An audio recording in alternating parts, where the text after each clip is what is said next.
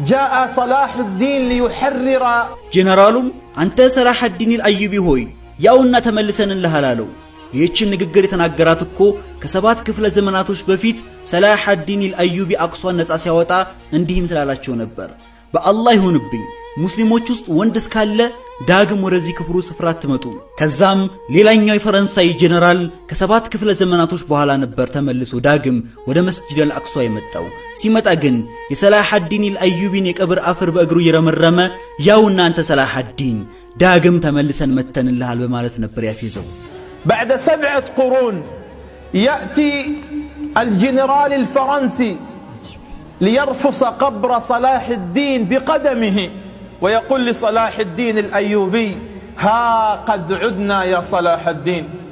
وقبل أشهر بنيا زمن دقمو كوراتوش بفيت يروسيا بريزيدنت بوتين سوريا لي كصلاح الدين الأيوبي قبر لاي بمقوم فوتوش النسا بلبو يافيزه በፊቱ ፈገግ በማለት ልክ ጥርሱና ምላሱ የአያቶችን ታሪክ የደገመ እስኪመስል ነበር የተደሰተው ውድ የተከበራችሁ ምእመናኖች እዚሽ ጋር ይሄ እስላም ትውልድና ሁሉም ሙስሊም ሊያውቁ የሚገባውን ኡነታ ከፊታችን የተጋረጠውን ከባድ አደጋ ላስገነዘባችሁ ወደድኩኝ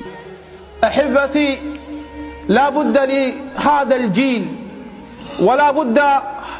للشعوب የታሰበልን ሰፊ ነው ህዝቡ በእውቀት ዘመን ጃሂል ሆኖ ሐላፊነቱን ከመሸከም ይልቅ የምን አገባኝን ስሜት ተሸክሞ እንዲሁ የዋለለ ከንቱ ትውልድ እንዲሆን ታቅዷል ይህም አላህ Subhanahu Wa Ta'ala ካስቀመጠልን የትክክለኛውን ፍልስጤሞችን ነፃ ማውጣት ሐቅ አዳፍኖ ማለፍ በቀጣዮቹ አጭር ደቂቃዎች አይንና ጆሮአችሁን ስጡኝና ይሄን ኡነታ ላስመልክታችሁ እኔም ዛሬ ፍልስጤሞችን ጉዳይ በአሳሳቢነት ላነሳበት የቻልኩት ምክንያት አቅሷ ማለት የፍልስጤሞች ውርስ ብቻ አይደለም ምናልባትም ፍልስጤንና አቅሷን የነሱ ብቻ አድርጎ የሚያስብ ካለ የአላህን ቃል ቁርአን እንዳበላሸን የሚታሰበው ምክንያቱም የፍልስጤን ጉዳይ ሲነሳ የሌሊቱ ጉዞ የኢስራእና ሚዕራጅ ይነሳል ያ የኔ ጉዳይ አይደለም ብሎ የሚያስብ ካለ ደግሞ ጠቡ ከአላህ ነው የሚሆነው فلسطين ليست ملك للفلسطينيين فقط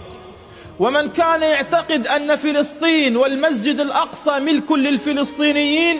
هو يحذف صورة كاملة من كتاب الله استولو عند مسلم أمريكاوي أوروباوي إنجليزاوي جرمناوي አሊያም በሌላ አህጉር የሚገኝ ቢሆን እንኳን የፍልስጤን ጉዳይ ግዴታው ነው ከግዴታም በላይ የገንዘብ ይሁን ነፍሱን የመሰዋት አስገዳጅ ሁኔታ እንኳን ቢገጥመው ይህንንም ነብያችን ሰለላሁ ዐለይሂ ወሰለም አሳይተዋል የነብያችን ሰለላሁ ዐለይሂ ወሰለም የቅርብ ወዳጆች ሱሐቦቻቸው መስጂድ አልአቅሷን ያዩት እርሳቸው ከሞቱ በኋላ ነበር ምክንያቱም ይህችን የፍልስጤን ምድር ነፃ ማውጣት ግዴታ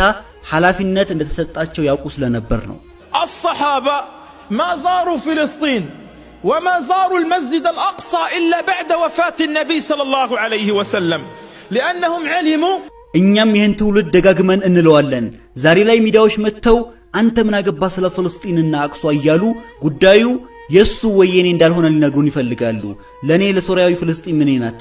ለኔ የመኒ ፍልስጤን ምን ናት ለኔ ሳዑዲ ፍልስጤን ምን ናት ምንስ አበረከተችልን እያልን እንድናስብ አድርገውናል جاء الإعلام اليوم ليقول لنا أن فلسطين ليست قضية